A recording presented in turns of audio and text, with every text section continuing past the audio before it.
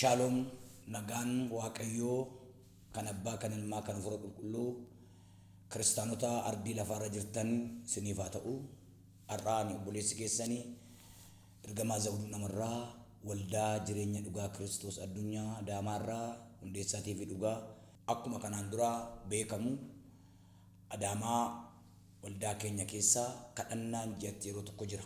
Ji'a lammaffaa gaafa tokko guyyaa Qidaamee yookaan Onkolaalessa tokko bara 2018 ganama sa'aatii 2 kaasee hanga sa'aatii 12tti yeroon kadhannaa adda addaa waldaa keessatti godhamu jira. Waldaa keenya keessatti sagantaan facaasaan akkuma durii dhukkubsatootaaf kadhachuu jira. Sanbata guddaa jira. Guyyaa kana hundumaa irratti sagantaan kadhannaa bifa adda addaatiin gaggeeffama.